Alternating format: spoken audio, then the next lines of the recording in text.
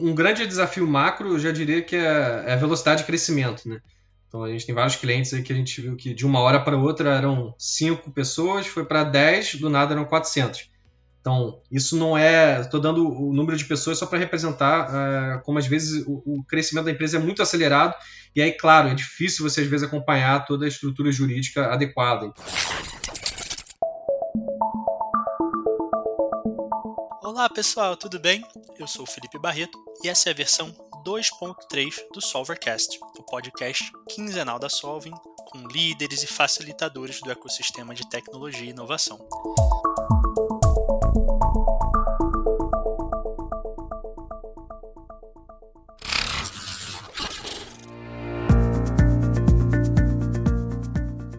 Nosso convidado de hoje é o Fábio Sendão, da FCM Law. E aí, Fábio, tudo bem? Tudo bom, Felipe? Tudo ótimo, graças a Deus. Obrigado aí por participar com a gente hoje e aceitar o convite de contribuir um pouquinho aqui no Solvercast. Eu que agradeço o convite, prazer estar aqui com a Solving e vamos lá, acho que vai ser um papo bem bacana. Maravilha, né? Já temos um relacionamento de alguns anos aí, a gente como cliente da FCM. E para começar, Fábio, eu queria que você puder contar um pouco para a gente, né, o que é a FCM Law e por que ele é um pouco diferente de um escritório de advocacia tradicional quando a gente fala do ecossistema de startups e de inovação. Perfeito, Felipe. Eu acho que o primeiro ponto é o público-alvo que a gente atacou foi muito de uma oportunidade que a gente identificou nesse ecossistema de inovação e startups, né? A gente vê que o direito geralmente ele não dialoga muito, né, com esse dinamismo, com tecnologia, com inovação. A gente tem uma cultura, né, os advogados e advogadas de ter uma linguagem mais difícil, de ter uma coisa mais rebuscada, a forma de lidar. E a gente viu que era uma oportunidade de a gente tentar atingir, né, startups, empreendedores, investidores que estão nesse ecossistema mais dinâmico, que agora a gente que tem exigido isso, e a gente entregar um direito um pouco diferente. Então a gente focou realmente no ecossistema de inovação e startups, e no início a gente atendeu realmente muitas empresas early stage, então que estavam começando, então isso foi muito bom também para a gente entender realmente os desafios, participamos de startups, investimos em outras, empreendemos algumas, e acho que foi muito bom a gente passar por essa jornada. E ao mesmo tempo, a gente trouxe para o nosso DNA também muito da cultura de startup. Então, a gente sempre teve uma postura de tentar aplicar o que tem dado certo em outras empresas, não só do ramo do direito. Então, a gente buscou trazer metodologias ágeis, buscou utilizar outras áreas de conhecimento como design, tecnologia também na nossa atuação. Então, a gente focou em oferecer o direito empresarial como uma ferramenta ali de assessoria para os players desse ecossistema, seja para uma parte societária, para uma captação de investimento de venture capital, que é muito comum, para uma proteção intelectual, que a gente está falando de inovação, para questões contratuais, mas entregar isso de uma forma diferente, né? Que, dialogando com o dia a dia da própria startup, tentando trazer tecnologia para como a gente se organiza internamente, tentando trazer práticas de experiência do usuário, trabalhar o design. Então, a gente sempre buscou aplicar o que tem dado certo em outras empresas inovadoras e trazer isso realmente para o ambiente jurídico, para dentro da FCM Law. Eu acho que a gente tem conseguido fazer isso aí ao longo dos últimos anos. Acho que até uma outra coisa que vocês fazem aí que você não acabou mencionando, que é muito de startup, é até o próprio escritório de vocês. Eu lembro que eu fiquei até impressionado aí quando a primeira vez que eu visitei com um escritório de advocacia que tem fliperama, né? Bem a cara aí, o startup na veia. Então, Felipe, acho que passa pelo processo de empatia, né? Então, a partir do momento que a gente começou a viver realmente esse mundo, entrar nesse ecossistema, dialogar com o investidor, dialogar com startup, dialogar com o desenvolvedor, com pessoas que são mais técnicas ali do ponto de vista para a tecnologia, a gente começou a entender realmente o que essas pessoas esperam também de um ambiente de negócios nessa dinâmica. Então, quando a gente vai num hub de inovação é dessa forma, quando a gente vai num coworking é dessa forma, dentro das empresas mais inovadoras tem esses ambientes, a gente tentou replicar isso também dentro do ambiente de escritório de advocacia. E não sentir aquela distância que geralmente você sentia daquela parede de mármore, daquele ambiente muito formal, e trazer realmente um ambiente ali de descompressão. A gente tem cadeira gamer, a gente tem um fliperama, a gente tem um ambiente com uma pegada mais, por exemplo, geek também. A gente tentou trazer isso para realmente dialogar com esse público, onde a gente consiga falar a mesma língua que eles, porque no final das contas o objetivo é desenvolver aqueles negócios, desenvolver um negócio, uma startup, uma operação, falar com esse público, né? Entregar o direito da melhor forma. Se a gente não fala a língua deles, desde da nossa forma de vestir, de falar, e até o nosso próprio ambiente do escritório, acho que realmente a conexão match não acontece. Exato, eu concordo, né? Realmente viver isso em todos os aspectos. E Fábio, você pode contar um pouquinho mais sobre lá o início? Quando que começou o escritório? Como que foi isso? E onde foi que vocês perceberam e falaram, vamos focar em startups? Quando que vocês perceberam essa oportunidade e necessidade do mercado? É até curioso porque 2 sócios fundadores, eles nunca tinham passado por escritório de advocacia. Eu tinha até uma repulsa a trabalhar como advogado em um escritório de advocacia exatamente pelo ambiente mais formal, etc. Então, eu vim de uma empresa, o Heitor, também outro sócio, veio também de uma empresa. Só um dos sócios já tinha passado por um escritório, mas também estava trabalhando numa empresa. O gatilho foi quando a gente começou a conversar sobre a hipótese de abrir alguma coisa junto, de pensar no escritório, mas que tinha que ser diferente, como a gente poderia entregar isso de uma forma diferente. E aí, nesse meio tempo, eu tinha um amigo muito próximo que já estava nesse cenário, já vinha conversando com ele sobre o ecossistema de startups, ele já estava empreendendo, e por acaso ele precisou, junto com um grupo de outros empreendedores, fazer uma reunião, onde ele chamou a gente se a gente podia dar uma bola jurídica, só para tirar algumas dúvidas, e eram várias startups com um projeto único. E aí, chegando nessa reunião, era no cowork, na época, que durou quase 4 horas de reunião, a gente praticamente conheceu ali todos os negócios de cada startup e o projeto que elas estavam em conjunto também, que era uma parceria tanto para um coworking, mas que também envolvia a criação de uma rede colaborativa. Então, aquele momento ali, quando a gente fez aquela reunião, foi engraçado, porque eu saí da reunião junto com o Heitor, um olhou para o outro e falou, cara, é isso. Eu acho que assim, eles têm dificuldade, eles não entendem, a gente consegue dialogar a língua deles, é só a gente querer, a gente consegue entregar qualidade técnica jurídica para essa galera que está precisando. Então, aí a gente identificou que realmente era uma dor deles, começou a estudar mais o mercado, e aí começou a construir toda a comunicação, construir toda a base também de metodologia para trabalhar. Então foi um trabalho de muito estudo, Felipe, assim, de desde frequentar todos os tipos de eventos possíveis de startup, a participar de pitch, a frequentar Startup Weekend. A gente realmente fez de tudo para conseguir viver aquilo e conseguir entregar um direito que fizesse sentido que a gente tinha identificado naquela primeira reunião. Então o Day One, vamos dizer assim, foi essa reunião onde a gente conversou com vários empreendedores ao mesmo tempo e a gente viu que era um gap realmente, a dificuldade de entender o direito e conseguir aplicar aquilo de forma estratégica, né? E o que a gente sabe que no final, se não faz, acaba virando um risco, às vezes muitas vezes que desconhecido para esses empreendedores. E quando foi isso, Fábio, mais ou menos? Em que ano que foi esse início? Foi em 2014. Foi muito perto de quando a gente se conheceu, né? Acho que na época aí nós também iniciando numa jornada, então bem no início, e como você falou, 2 aí crescendo, eu acho que tem acompanhado o crescimento de vocês. Hoje vocês estão em quanto, para ter uma ideia do tamanho da FCM? Hoje já passamos de 40, mas também a gente se organiza não só como hoje advogados, a gente realmente tem uma estrutura muito de empresa, a gente tem equipe interna de comunicação, design, a gente está com uma equipe de tecnologia agora também com os projetos próprios. Então, passamos de 40 entre profissionais jurídicos e outras áreas.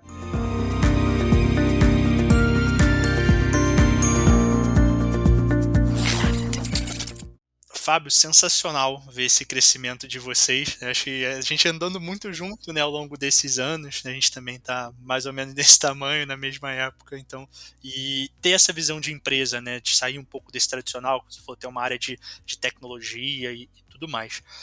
E dado todos esses anos vivendo nesse ecossistema, o que você pode dizer que é a dor ou as dores mais comuns que as startups enfrentam, as dúvidas jurídicas que mais surgem com esse ecossistema? Vamos lá, Felipe, acho que é uma das perguntas que assim, já está na ponta da língua, cara, é sociedade. Então, no ecossistema de startup a gente fala muito em relações muito dinâmicas de sociedade, né? Então a gente fala muito em contrato de vesting, onde você dá participação, você vai dar uma opção de compra para não sei quem, ou então se você vai vender a sua empresa, vai ter que ou então vão investir na sua empresa, porque acho que faz parte da dinâmica de uma startup, né? De uma empresa que busca uma escalabilidade, ela vai precisar passar por rodada de investimento, ela vai precisar dar participação para atrair talentos, então acho que está na dinâmica dela. E aí, claro, isso é uma coisa que acaba trazendo muitos problemas também, né? A parte societária é alguma coisa muito sensível e peculiar das startups. Então, tem muita gente sem direito societário, sem de M&A, mas você vai ter que saber onde você está aplicando esse direito, vai ter que entender realmente de uma dinâmica de uma startup, de uma relação de fundraising, tanto pelo lado de um investidor, por uma de startup, para poder aplicar. Mas, cara, a sociedade é uma das coisas que dá mais problema. Então, brigas societárias, falta de acordos societários onde defina, por exemplo, o que acontece se eu quiser vender minha participação, se eu quiser sair, se eu morrer, com quem fica, se alguém quiser investir, como é que vai funcionar esse investimento, será que a minha participação vai manter igual ou vou ser diluído? Então, todas essas discussões, elas acabam às vezes sendo ignoradas pelos empreendedores, e aí tem 2 problemas que aparecem, tanto o problema interno de conflitos societários mesmo, onde você acaba inviabilizando a empresa, atrapalhando a operação, então você tira o foco do negócio e acaba voltando para uma questão meramente de chegar a um acordo para algum problema entre os sócios, como também um outro problema que é diálogo com investidores. Então, você está pensando numa empresa que vai passar por rodadas, dialogar com investidor antes, com uma aceleradora, um investimento seed, fundos de investimento, etc., dificilmente você vai conseguir evoluir uma negociação se você não tem acordos muito bons do ponto de vista societário, se você não está amarrado todas as relações que você tem ali anteriores com os sócios que você trouxe para o seu negócio, com os sócios fundadores, com quem tem investe, com quem não tem.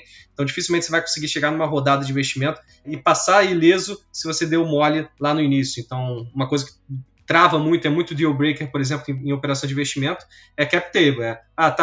Quanto cada um tem de participação aí? É só o que está no contrato social? Ah, não, eu combinei 5% com a minha tia, dei 10% para o meu amigo aqui, tem 20% que eu combinei com o desenvolvedor que se ele me entregar o MVP, ele vai ter direito. E aí, no final das contas, você tem uma zona que acaba muitas vezes sendo difícil de arrumar. Então, acho que sociedade, eu diria, para se organizar no dia 1, seja com advogado, com escritório ou não, mas eu recomendo que alguma coisa no papel, alguma coisa seja conversada aí desde o início para arrumar esses pontos societários. E eu imagino que isso seja um desafio muito grande, porque muitas das startups, eu imagino que quando vão buscar aí a ajuda, um apoio jurídico, elas às vezes nem estão formalizadas como uma empresa, né? Então ainda está num cenário informal de um grupo de amigos tentando desenvolver uma ideia e às vezes não tem nem recurso para investir, para começar, né, para contratar um escritório para apoiar. O que que você pode dar de dica, Fábio, para esse pessoal que às vezes está começando, não sabe exatamente por que caminho ir, mas também não tem um recurso, às vezes, para contratar um escritório de advocacia? Tem alternativas? Tem recomendações? O que você pode dar de dica para esse pessoal? Legal, Felipe. É bacana porque a gente aqui do escritório, a gente sempre teve muito essa postura também de entender o cenário, né? Então, a gente trabalhou muito com early stage, a gente atua com um perfil bem mais voltado para scale-up, gestores, e também um perfil de mais avançado de startup. Mas eu acho que tem espaço para conseguir, e aí até desmitificando um pouco, né? Acho que tem muitos advogados, escritórios hoje que conseguem atender com um ticket, com padrões mais interessantes para startup. Então, acho que vale a pena dar uma olhada no ecossistema jurídico também que atende essas empresas. Mas acho que a dica fundamental foi o que você até falou ali, muitas vezes não está formalizada. É você conseguir entender que a formalização da empresa, ela não é a formalização societária. Uma coisa é você constituir sua empresa, ter ali uma sociedade limitada, uma sociedade anônima, você vai conseguir um CNPJ, você tem um contrato social, um estatuto social para formalizar ela. Agora, a relação societária ela existe a partir do momento que você se junta com alguém e começa a tentar empreender, exercer alguma atividade. A partir dali você já tem uma relação societária sendo feita. E aí a dica a partir do momento que você está fazendo isso, tem que botar alguma coisa no papel.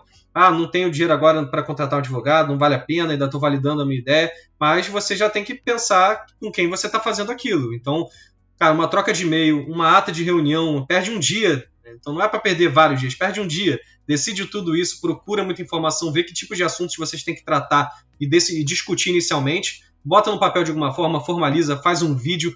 Todas essas provas elas vão servir de alguma forma para comprovar aquele acordo que vocês estão tendo e se eventualmente aquilo der problema, vocês têm como comprovar. Mas o principal é vocês discutirem. A gente fala que muitas vezes esses acordos não são nem consultados, porque se você já discutiu, todo mundo sabe, tem aquela prova ali, dificilmente aquilo vai dar problema, porque você já sabe quais são as regras. Então, questões simples, Felipe, às vezes, que é bom você decidir. Então, quantas horas você vai dedicar? Ah, não é hora? Então, qual é a sua responsabilidade no projeto? Ah, durante quanto tempo? Tá, se eu quiser sair, eu posso sair? Eu posso vender minha participação? Acho que tem questões básicas, se você senta, às vezes, 2 dias, você coloca isso tudo no papel da sua forma, não precisa usar modelo, não precisa nada, mas bota da sua forma, formaliza, você já vai ter alguma segurança jurídica em relação à relação que você está criando com aqueles sócios. Então, acho que a dica seria essa. Formaliza de alguma forma, e aí, conforme for evoluindo, traga uma assessoria jurídica, converse com um advogado, uma advogada que tem especialidade na área para ajudar a criar mais amarras e criar uma estrutura melhor para esse acordo societário, porque isso vai fazer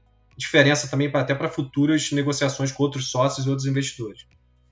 Fábio, obrigado pelas dicas, né? Acho que eu concordo 100% com você. É uma dúvida muito grande lá no início, você está completamente perdido, entrando no mundo novo, então ter essas definições, ter essa formalização, eu imagino que às vezes no primeiro momento até perguntar ali para o seu amigo que é advogado se, olha, isso aqui é ok, isso aqui vai me dar algum respaldo lá na frente, como que eu formalizo, né, para poder dar esse primeiro passo e aí, claro, né, com o crescimento, de fato, investir em ter um respaldo, porque a gente sabe que faz toda a diferença, né? Que é muito importante, lá na frente se paga muito tranquilamente ter esse respaldo, ter esse apoio, né? Senão é aquele barato que sai caro, às vezes, economizar nesse aspecto.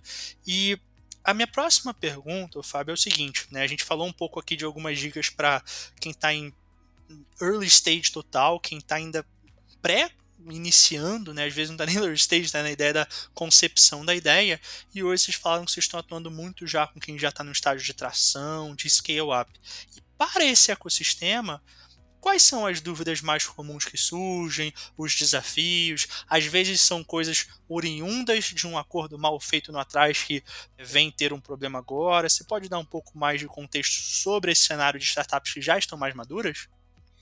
Claro, Felipe. Eu acho que um grande desafio macro, eu já diria que é a velocidade de crescimento, né? Então, a gente tem vários clientes aí que a gente viu que de uma hora para outra eram 5 pessoas, foi para 10, do nada eram 400. Então, isso não é... Estou dando o número de pessoas só para representar como, às vezes, o crescimento da empresa é muito acelerado. E aí, claro, é difícil você, às vezes, acompanhar toda a estrutura jurídica adequada. Então, contratos sem formalizar, propriedade intelectual não protegida, contratos societários mal feitos ou por fazer, exatamente por conta dessa velocidade. Então, muito desses trabalhos, às vezes, é olhar um pouco para trás para arrumar a casa, e aí arrumar essa casa principalmente olhando para rodadas de investimento. Então, geralmente são empresas que já dialogam, já tem algum board de investidores passados, ou estão dialogando, ou já estão perto de fazer isso. Então, eu acho que arrumar a casa para conseguir dialogar com esses players de investimento é fundamental. Então, um fundo ele não vai querer investir numa estrutura que não tenha o mínimo de segurança societária, ou que não tenha a marca registrada, ou que, por exemplo, o contrato-chave da empresa não tem uma segurança jurídica, ou então não tem contrato. Ou então que a tecnologia, que é o core business daquela startup, na verdade é do desenvolvedor e não tem um contrato cedendo os direitos autorais daquela tecnologia, porque foi feito por uma empresa externa. Então, esse tipo de coisa que a gente sempre olha e começa a aparecer nesses estágios mais avançados. Mas acaba, Felipe, que no final das contas a maioria dos desafios realmente são societários, eles passam por discussões em operações de investimento, e aí essas operações, até mesmo por conta de due diligence e por conta dessa necessidade de arrumar a casa, elas vai ser um pouco transversal, né? Vai esbarrar em questões de outras áreas. Então, contratos, propriedade intelectual, privacidade de dados é uma coisa agora que, por exemplo, vou investir numa health tech, ou então tem uma health tech, como a gente tem algumas na carteira. A importância de você ter uma adequação, por exemplo, à Lei Geral de Proteção de Dados em relação a como você usa, armazena, compartilha os dados daqueles usuários que têm dados sensíveis, às vezes de um relatório médico, de informação médica. Isso às vezes é feito de uma forma muito rápida e quando chega nesse estágio, se a gente não corre para organizar, pode acabar realmente atrapalhando negociações, acaba atrapalhando também o desenvolvimento da empresa. Eu acho que o segundo desafio assim, é realmente volume de demanda. Tem que lidar com realmente diálogo com escritórios de advocacia, ter a dificuldade de montar o seu próprio departamento jurídico, saber a hora de fazer isso, ainda que seja mais enxuto no início, é uma dificuldade que a gente percebe das empresas que a gente acompanha desde lá do early stage até quando chega nesse momento, é realmente conseguir se adaptar a essa velocidade, mas se não for rápido também para tomar as decisões, contratar advogado, trazer um escritório para perto, isso acaba às vezes contaminando todas as áreas da empresa. Você já até deu uma pincelada no que já seria a minha próxima pergunta, né? Então falamos um pouquinho de early stage, desafios, de quem está em tração, scale up, né? Essa questão societária, investimento, vesting, por aí vai. E a próxima pergunta, obviamente, não vai faltar, né? Qualquer assunto jurídico, hoje em dia, sempre vamos chegar nesse tópico, que é em relação à Lei Geral de Proteção de Dados Pessoais, que tiveram, né, muitas incertezas no início, adiamento, começa, não começa, e impactou muito, né, principalmente as startups, porque às vezes uma empresa mais tradicional já vinha mais preparada, já tinha um respaldo, já tinha algumas preocupações que às vezes as startups, por agilidade, por querer fazer as coisas rápidas, acabam não se preocupando. Qual que foi, né, e está sendo a sua visão em relação ao impacto da LGPD nas startups e como que elas têm se saído e agindo, como que está sendo esse impacto e esse momento dentro desse ecossistema, ao seu ver, Fábio? Vamos lá, a gente tem uma área no escritório que trabalha só com a parte de privacidade de dados. Eu identifico algumas coisas. Primeiro que a gente ainda não tem muito claro do mercado regulado, assim, a nível de, por exemplo, punições. A gente tem alguns cases aí que já estão aparecendo, então não tem uma coisa muito clara do grau de risco realmente, se você não faz, onde é que vai apertar. Porque a gente brinca lá, multa de tantos, 50 milhões, que seja, isso é o texto da lei, né? Até que ponto isso vai se converter realmente numa tendência, ou virar uma tendência como aconteceu como o direito do consumidor, onde os próprios usuários vão começar a pleitear mais cuidado das empresas, isso vai reverberar no judiciário, o judiciário vai começar a defender isso de uma forma mais forte, a gente não sabe. Mas uma coisa é certa, eu acho que as empresas estão começando a realmente olhar com outros olhos para isso, Felipe. Eu acho que tem um ponto aí das empresas maiores, principalmente que lidam com o mercado global, de estarem já se adaptando de fora para dentro. Então a gente tinha GDPR lá na Europa, a gente tem algumas regulações em outros países que já, vamos dizer assim, já traziam uma necessidade dessas empresas se adaptarem, e elas tiveram que fazer isso aqui no Brasil também com a LGPD, então já havia um sistema de compliance nos últimos anos. Isso esbarra também nas startups. Então, a startup que trabalha B2B, ela vai ter que dialogar com uma empresa que vai perguntar se você tem, como é que você trata os dados, onde você compartilha, qual tecnologia que você usa, qual a segurança que você utiliza. Então, assim, não tem como hoje você desenvolver um negócio, querer dialogar com outros players e não ter uma estrutura de produção de dados. Principalmente se você está no mercado que tenha dados sensíveis. Então, você tem aí já, no caso, por exemplo, Health Tech, mas tem outros mercados aí que você vai transacionar, vamos dizer assim, dados que são sensíveis, você vai ter que ter essa preocupação. Mas dados pessoais, em geral, é difícil hoje você dialogar com outras empresas. Então, já tem nos contratos, os próprios aceites de compliance para você participar de uma contratação, por exemplo, uma grande empresa já vai exigir. E aí eu acho que o segundo ponto as próprias empresas também estão se conscientizando disso. As startups estão se conscientizando da importância de você trazer isso quase naquele conceito realmente de privacy by design. Então a gente tem que olhar para frente e entender que cada vez mais a questão dos dados, do uso indevido de dados, vazamentos, tem sido um problema, tem repercutido em decisões judiciais, em multas, e isso está acontecendo aos poucos, mas está começando a acontecer. Então eu tenho que olhar lá para frente, né? Se eu estou desenvolvendo uma startup, eu estou buscando um modelo de negócio, ainda estou validando ele, estou tentando encontrar como ele vai funcionar, eu tenho que pensar na questão dos dados desde o início, é realmente fazer by design, né? Então, vou usar esses dados, tá, mas se eu vou usar esses dados, esses são os dados pessoais, então eu tenho que fazer isso, isso e isso. A parte de privacidade hoje, cada vez mais, ela tem que fazer parte da concepção do produto, então tem que ter uma pessoa de tecnologia que entende de dados, ou uma empresa de tecnologia para te dar esse suporte, né, nessa área de segurança de dados, e muitas vezes também um advogado, uma pessoa especialista também na parte jurídica, para essa conexão aí multidisciplinar conseguir te ajudar na concepção de um produto digital. E um produto digital hoje em dia dificilmente não vai esbarrar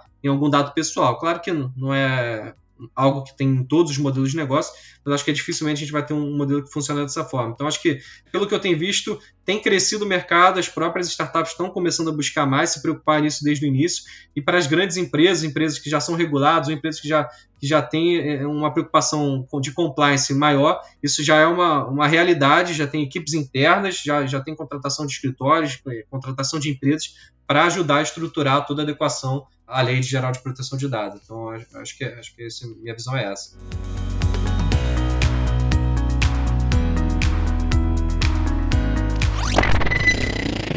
Bom, Fábio, você compartilhou com a gente aí várias dicas para startups, tanto early stage quanto já em tração e scale up, e também, claro, falamos sobre a LGPD, porque eu acho que hoje em dia não tem como a gente falar sobre inovação e tecnologia sem chegar nesse assunto.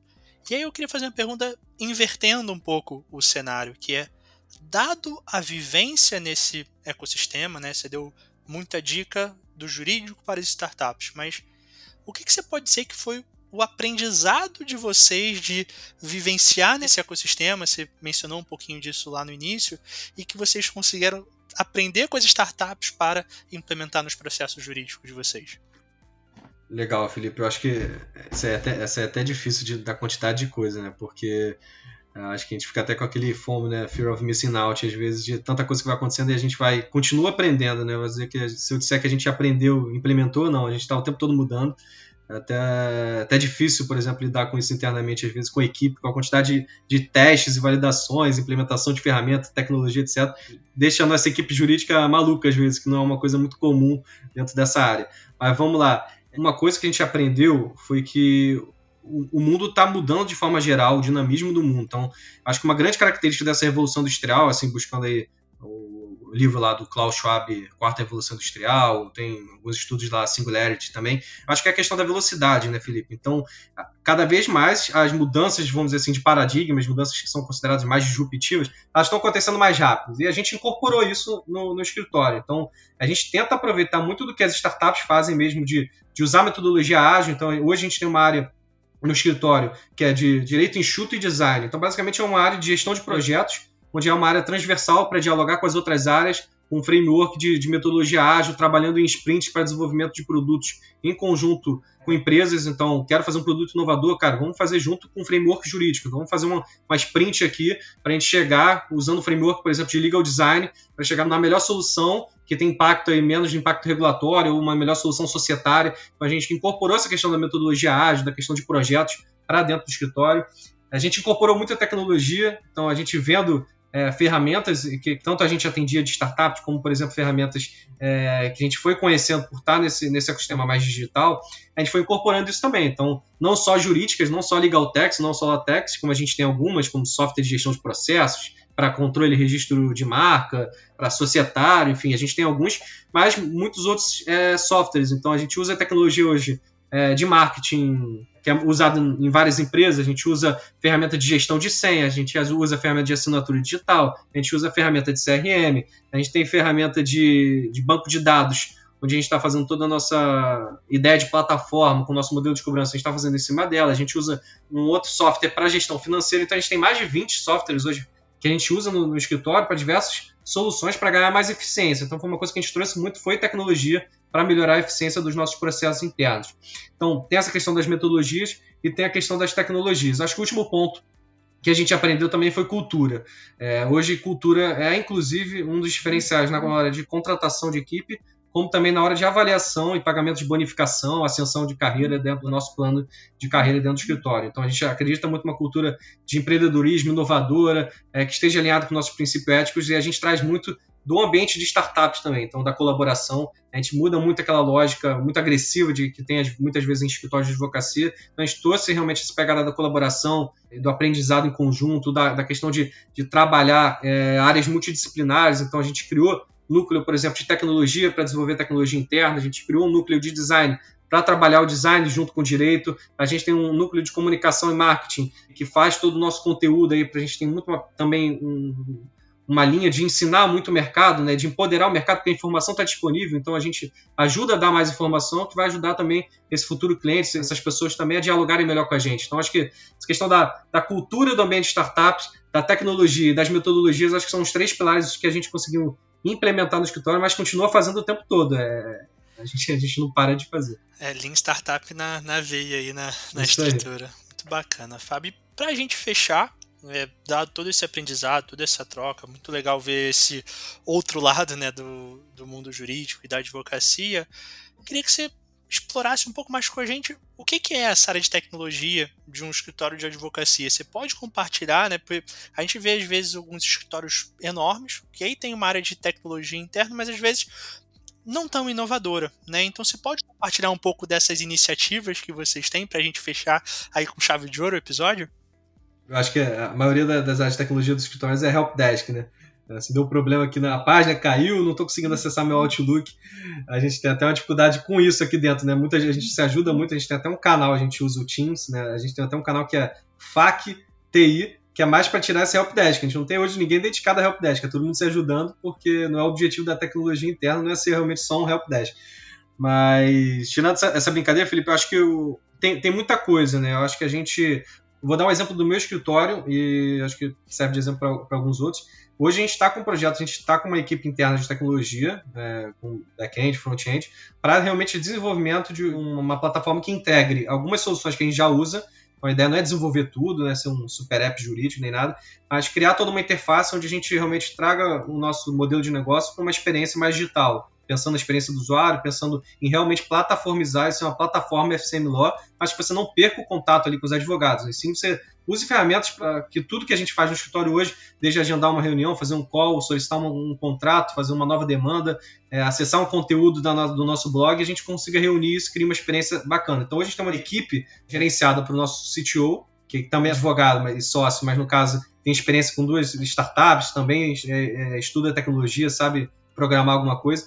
E ele hoje coordena essa equipe realmente com sprints ali, quase como um projeto de startup dentro do escritório. Então isso eu vejo valor nesse sentido. A gente está testando muita coisa, ele já errou muito, já perdeu tempo, enfim, acho que passa pelos mesmos desafios que algumas startups passam. E aí eu acho que nisso a gente tá pioneiro assim, no mercado de tentar realmente trazer esse desenvolvimento interno. Mas acho que na área jurídica como um todo, acho que a gente avançou bem nos últimos anos, Felipe. A gente tem uma associação, né, brasileira de Legal Techs e Law Techs que cresceu muito desde 2016. Então a gente tem mais de, se não me engano, 300 Legal Techs, acho que até mais, vinculados à associação, fora departamentos jurídicos, outras empresas, enfim. Tem crescido muito o número de soluções jurídicas aí que vão desde plataformas para facilitar acordo, plataformas para facilitar notificação extrajudicial, plataformas para gerenciar projetos, para fazer gestão de escritório, para fazer elaboração de contratos, para automatizar um contrato, analisar o contrato com inteligência artificial, ou então plataformas de registro de propriedade intelectual em blockchain, onde você dá segurança ali daquele direito autoral sem necessidade de levar um órgão cartorário, por exemplo, mais formal. Então, acho que a área jurídica evoluiu muito nos últimos anos. Eu acredito que até de um ano para cá, com a pandemia, acho que isso até acelerou, né? Acho que acelerou muitos negócios, mas acho que a área jurídica ela precisou, né? Muitos escritórios, muitos departamentos jurídicos não eram informatizados, não eram digitais, usavam alguma ferramenta, mas digital mesmo, de realmente estar no ambiente online, usando ferramentas que ganham eficiência, não era, né? Você usava ali uma ferramenta para fazer um call ou outro, um software ali para gerir os processos, mas não é uma coisa integrada, uma coisa fluida de você realmente estar no ambiente digital. E muitos sofreram com a pandemia, mas eu acho que isso acelerou o processo de alguns ambientes. Mas, claro,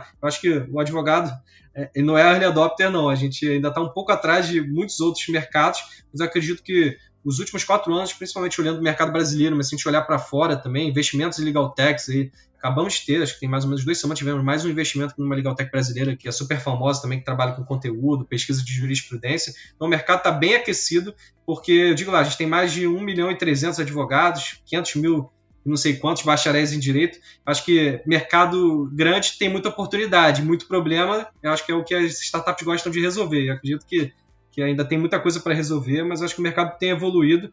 Então, para quem está na área de tecnologia, quem quer estudar mais a área de legal tech, acho que ainda tem muita coisa legal ainda para procurar e, de repente, para pensar em soluções. E um mercado aí que pode ter um potencial muito bom, que é um mercado que tem bastante dinheiro envolvido também. Bom, Fábio, obrigado demais por compartilhar tudo isso com a gente, todas essas dicas para startups em todos os cenários e essa visão de tecnologia dentro da área de startup. Eu acho que foi, mesmo a gente conversando aí com certa frequência, tendo um relacionamento próximo aí com o escritório de vocês, é sempre legal ouvir e aprender um pouco mais. Então, obrigado aí por ter participado com a gente hoje e compartilhado tudo isso.